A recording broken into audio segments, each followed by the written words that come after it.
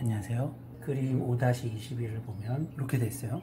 이제 견갑골이 있고 쇄골이 이렇게 연결이 되어 있는데요. 쇄골이 앞쪽 흉골 연결된 부분이 먼저 이렇게 움직이고, 그 다음에 쇄골과 견봉이 있는 부분이 살짝 내려가는 그런 그림이죠.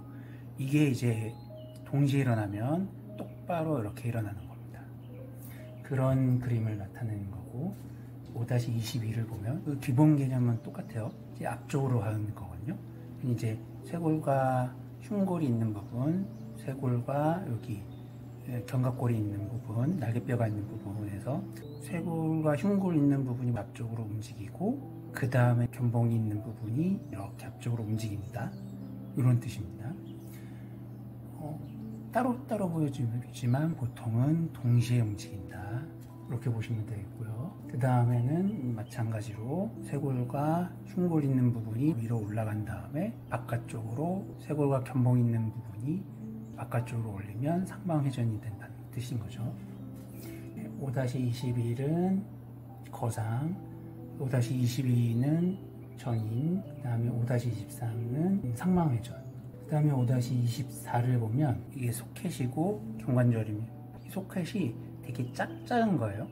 이 볼과 소켓의 차이, 소켓의 크기가 보통 3분의 1밖에 안 된다는 뜻입니다. 여기에서 이렇게 움직인다는 뜻인 거고, 그 다음에 이두근 중에 장두가 이렇게 와가지고 포켓 위에 살짝 붙는 거죠. 관절 안쪽에 힘줄이 붙어요. 이제 5-25를 보면 견봉하 공간이라고 있거든요. 이 견봉하 공간에 극상근이 붙는 거죠. 극상근은 많이 쓰이거든요. 그래서 극상근만 있으면 마찰열에 의해서 손상받기 쉬운데, 그걸 방지해 주기 위해서 물주머니가 극상근보다 위에 있는 거죠. 그래서 극상근 위에는 물주머니가 있고, 극상근 아래에는 관절낭이라는 물주머니가 또 있죠. 그래서 물주머니 위아래로 극상근을 둘러싸서 최대한 마찰을 줄이려 합니다. 이제 5-26도 마찬가지로 인대랑 인대 부분을 보여주는 거죠. 일단 그림 5-27을 보면 여기가 이제 이두근이 있고요. 그 다음에 극상근이 여기 붙어요. 그 다음에 극상근 위에 물주머니가 하나 있습니다. 견봉하전횡낭. 그 다음에 물주머니가 또 있죠. 삼각근 밑에 있는데 삼각근하 정맥낭. 그래서 견봉이 있고 삼각근이 이렇게 붙거든요. 그래서 견봉 밑에도 물주머니가 있어서 극상근을 보호하고, 삼각근 밑에도 삼각근하 정맥낭이라는 물주머니가 있어요.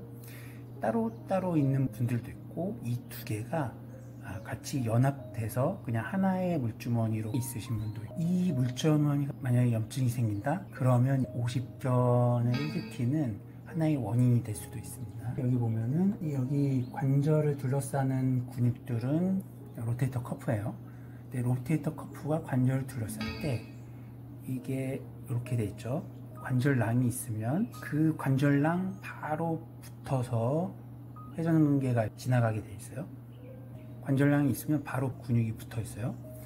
왜 그러냐면은 회전근개도 많이 쓰이는 근육이기 때문에 관절낭 자체에서 이 마찰을 줄여준다. 그래서 회전근개의 파열을 줄여준다. 두 번째로는 이 관절을 회전근개가 둘러싸기 때문에 관절을 탄탄하게 보여주는 압력이, 그러니까 동시 수축하면 관절을 꽉 잡을 수 있는 압력이 형성되는데, 회전이 일어날 때 탈구가 되는 거를 막아주는 거죠. 즉슨 회전이랑 슬라이딩이 동시에 일어나는데 슬라이딩에 대한 역학적 힘을 제공한다, 이렇게 보면 되겠습니다. 그 다음에 그림 5-28 중요합니다. 여기 보면 여기 중력이 하나 있고요. 이렇게 붙어 있으면 중력에서 밑으로 가죠.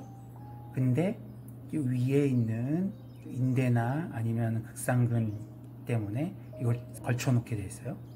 중력이랑 걸쳐 놓은 힘 때문에 이게 앞쪽으로 가는 힘이 생기거든요. 그러면서 관절에 딱 압착시킨다. 그래서 만약에 이렇게 있더라도 살짝 보면서 탁 압착이 되게 되는 거죠. 그럼 이 압착을 하기 위해서는 날개뼈가 제 위치에 있어야 됩니다. 근데 이 견갑골을 자기 위치대로 있게 해주는 근육 승모근이죠. 그래서 승모근이 약해지거나 느슨해지면 이렇게 떨어져요. 하방회전이 되죠. 그러면 여기서 딱 압착이 되는데 하방회전이 돼버리면 위에 있는 조직이 느슨해져서 저절로 이렇게 내려갑니다. 이걸 뭐라 하면은 경관절의 탈구라고 얘기를 해요. 그래서 탈구가 일어나면은 승모근이 강화돼야 된다.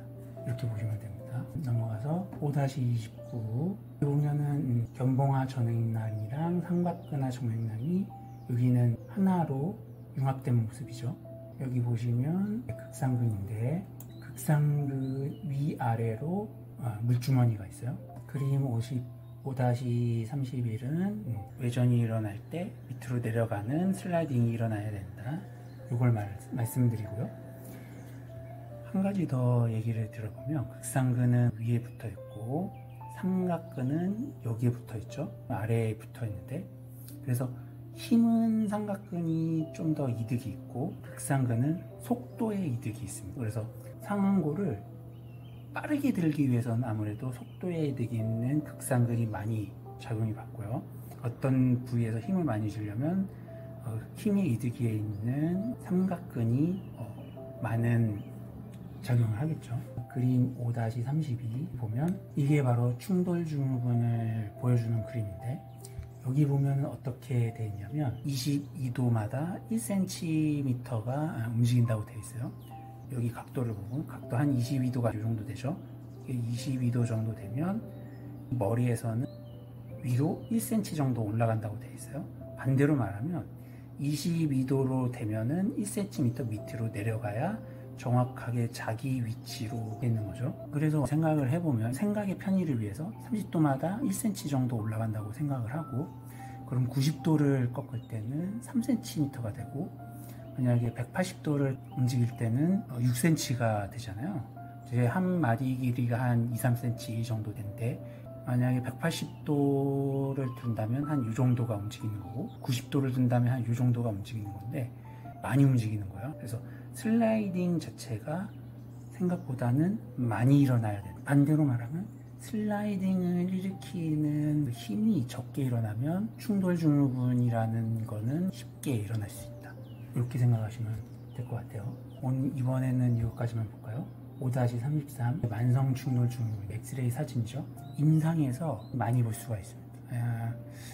병원에서는 이 사진을 많이 볼 수가 있는데 원인으로는 여기 써져 있는데 움직임을 조절하는 회전근개와 정건근 같은 근육들의 기능 이상이다. 그 외에 흉추 앞으로 숙여진 자세, 라운드 숄더랑 거북목을 말하는 거죠.